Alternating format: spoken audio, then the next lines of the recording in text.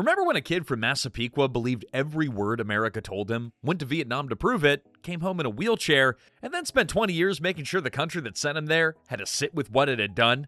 Well, that was Born on the 4th of July. Released in December of 1989 by Universal Pictures, Oliver Stone directed Tom Cruise as Ron Kovic, a kid from Long Island who goes to Vietnam, a perfect American, and then spends the rest of the film becoming a true one.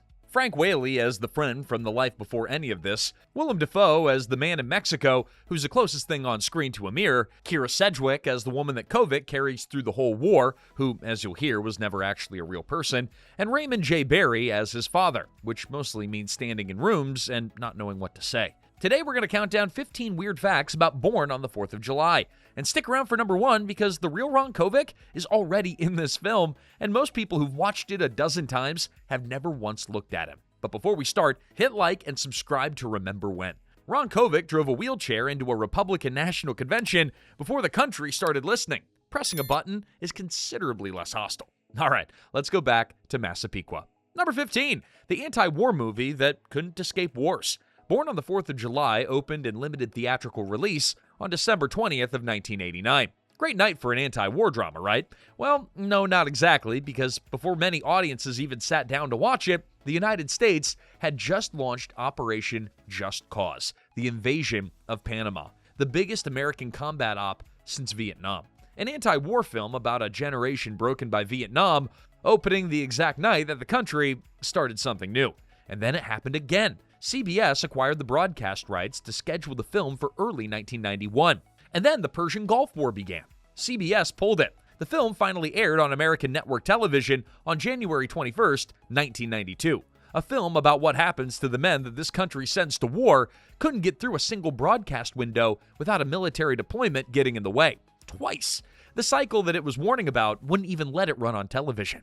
Number 14. Tom Cruise's cousin is in the movie. Tom Cruise's first cousin, William Mapother, appears in Born on the 4th of July as one of Ron Kovic's platoon members. It was a screen acting debut, and the Mapother name went straight into the credits. That name, that's no accident. Cruise was born Thomas Cruise Mapother IV and went pro under his middle name instead.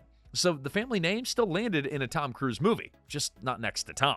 Mapother came to acting the slow way, an English degree from Notre Dame, a few years teaching school in East Los Angeles, and then acting classes out in Santa Monica before he ever stepped in front of a camera. The break came with In the Bedroom, where he played a dangerous, volatile man who ends up at the center of the film's worst act. Later, Lost gave him Ethan Rom, one of the characters who could say very little and still make you want to lock every door in the hatch. Cruise reportedly put his cousin's name forward to directors over the years. The family name may have missed the movie poster, but it still found the credits.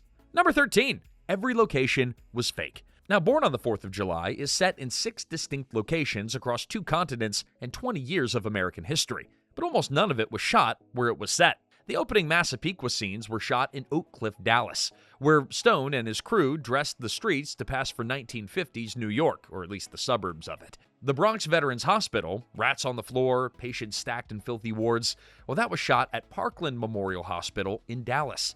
The 1972 Republican National Convention in Miami, that's Dallas as well, just at the Dallas Convention Center. Now, Mexico, where Kovic and another paraplegic veteran drink on the roadside until neither of them can feel the humiliation anymore, that's in the Philippines. Vietnam, also the Philippines. And that's the same location that Stone had used for Platoon a few years earlier, now doubling for Southeast Asia and doubling for Mexico on the same trip. Stone desperately wanted to shoot Vietnam in Vietnam, but the United States had normalized diplomatic relations with Vietnam by 1988, so he just used what he had. Number 12, the director who called the star's biggest film a fascist and then cast him anyway. Oliver Stone watched Top Gun and publicly called it fascist. He felt that it glorified military machismo. It dodged the moral complexity of combat and worked more as a recruitment ad than a film.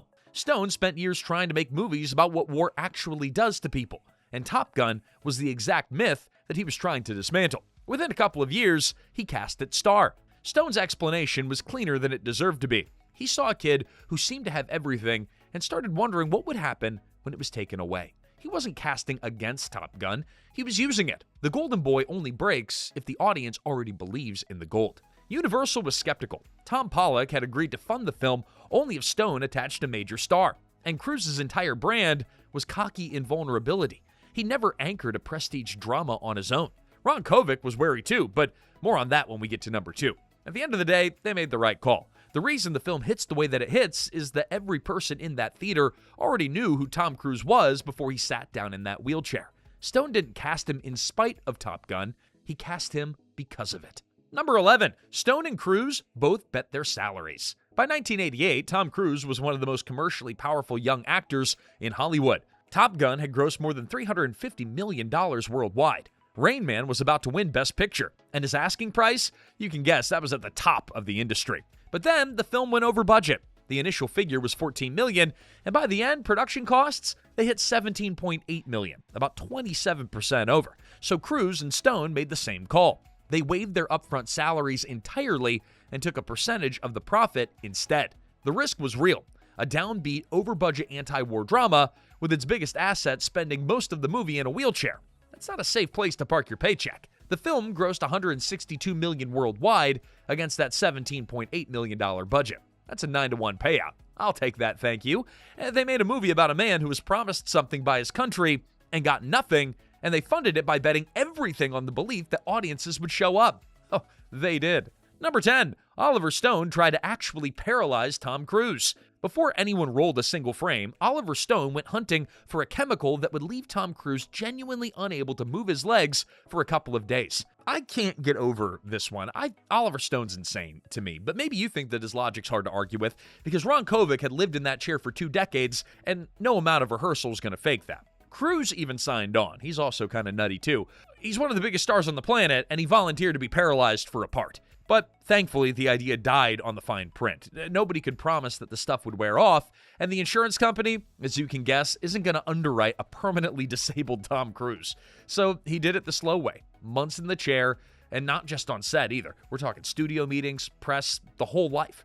Universal executives were already sweating a multi-million-dollar drama, and they had to pitch to a guy that was answering them in character. Stone figured the year in the wheelchair got him most of the way there, just without the lawsuit. Number 9, half of the 90s walked through this movie first. Run the cast list, and you start doing double takes. 3 of the 4 Baldwin brothers are in here. Stephen, William, and Daniel. No Alec, though. Scattered across small parts before any of them were household names. Tom Sizemore's in it, too. So is Vivica A. Fox well before Independence Day and Kill Bill.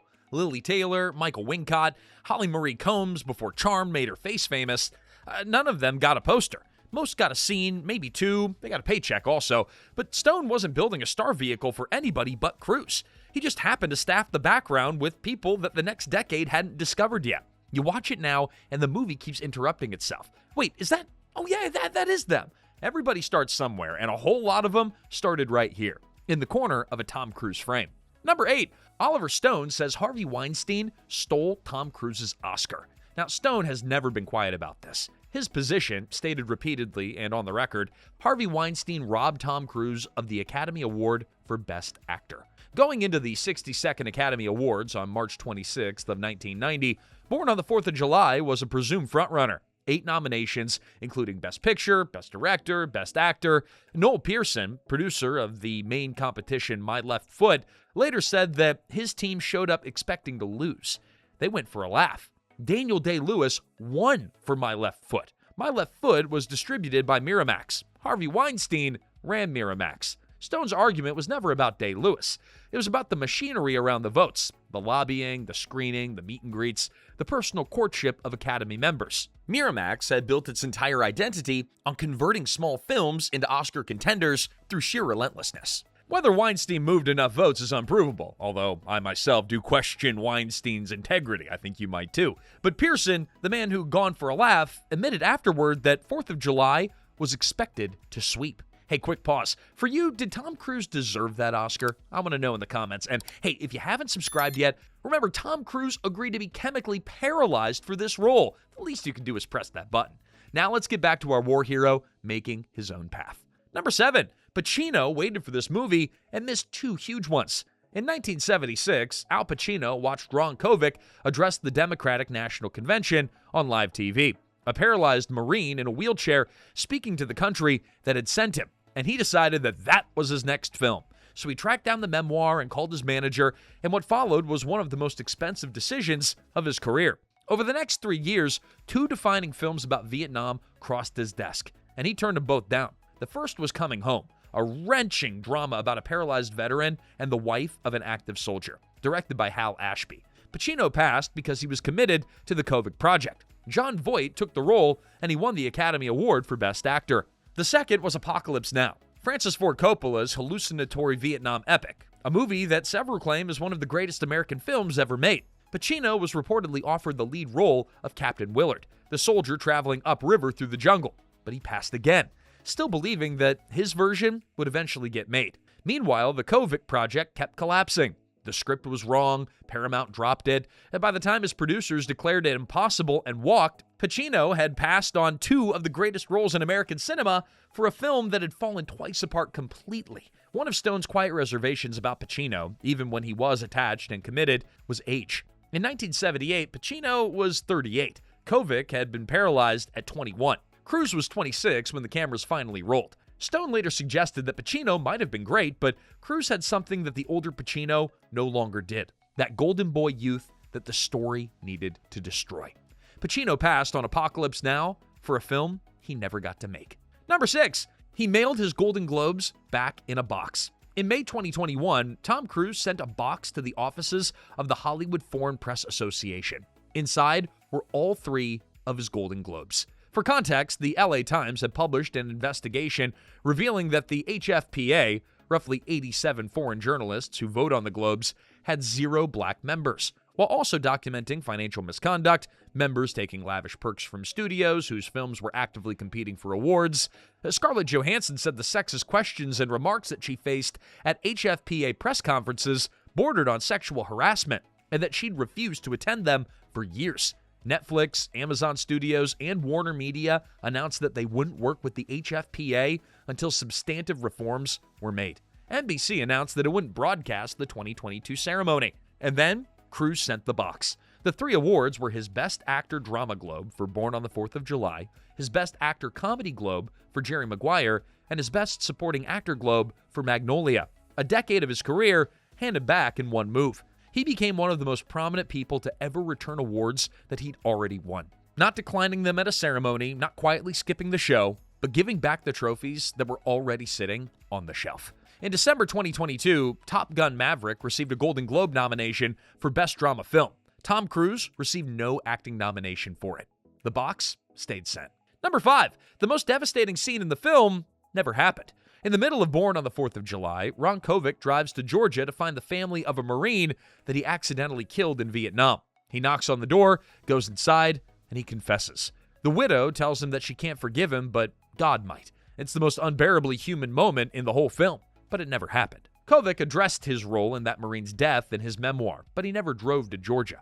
The confrontation was invented by Oliver Stone, who co-wrote the scene with Kovic himself. Stone's position is that getting absolution through a book isn't cinematic. Fair enough. The other major invention runs deeper. Donna, played by Kyra Sedgwick, the woman that Kovic loved before the war and carried through it, she doesn't exist. Stone created her to give the film an emotional through line that Kovic's memoir, organized more politically than romantically, didn't provide. And then there's Syracuse. The film shows Kovic watching police beat peaceful demonstrators at a 1970 student protest at Syracuse University. In reality, Kovic didn't attend that protest. The event was peaceful, and the police did not break it up. Syracuse police officials objected, and after the film's release, Stone sent a letter apologizing for the depiction.